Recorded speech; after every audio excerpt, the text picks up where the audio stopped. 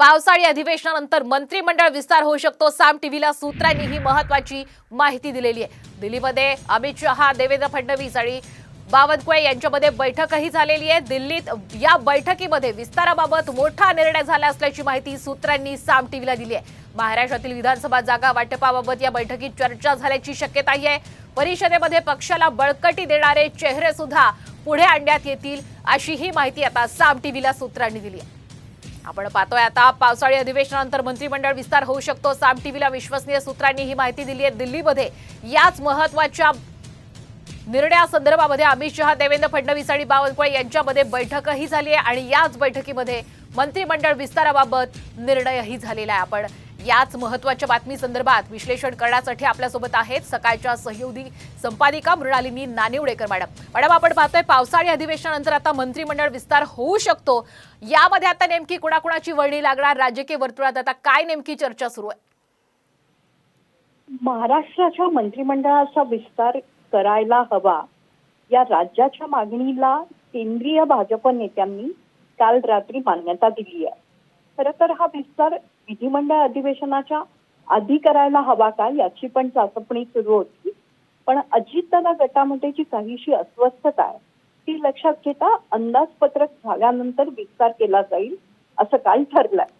हा विस्तार करताना भारतीय जनता पक्ष, शिवसेना शिंदे गट आणि अजितदादा गट यांच्या ज्या आमदारांच्या कार्यक्षेत्रात विधानसभेसाठी फरक पडू शकेल अशा लोकांना प्राधान्याने सामावून घेतलं जाणार आहे.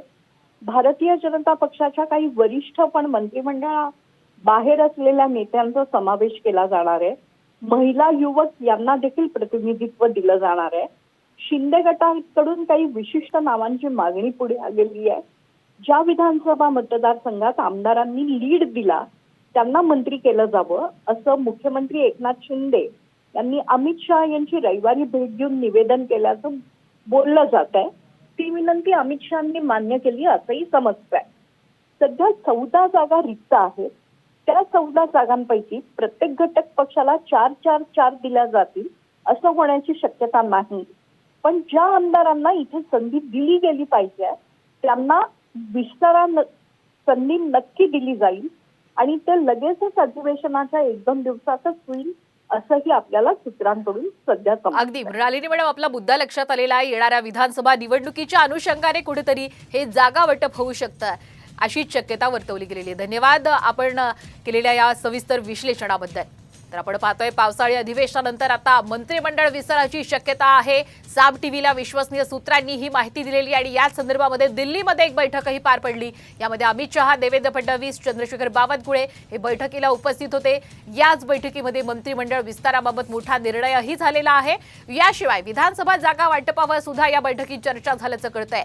तर विधान परिषदेमध्ये पक्षाला बळकटी देणारे चेहरे पुढे आणणार असल्याचं सुद्धा सूत्रांनी महत्त्वाची माहिती दिलेली आहे. तर पावसाळी अधिवेशनानंतर आपण पाहतोय मंत्रिमंडळ विस्तार होऊ शकतो. महाराष्ट्रातील विधानसभा जागा वाटपावर सुद्धा प्रारंभिक चर्चा झालेली आहे. दिल्लीच्या बैठकीत नेमकं काय ठरले आपण हे महत्त्वाचे मुद्दे पाहतोय. विधान परिषदेत पक्षाला बळकटी देणारे चेहरे सुद्धा पुढे आणण्याचा प्रयत्न असेल.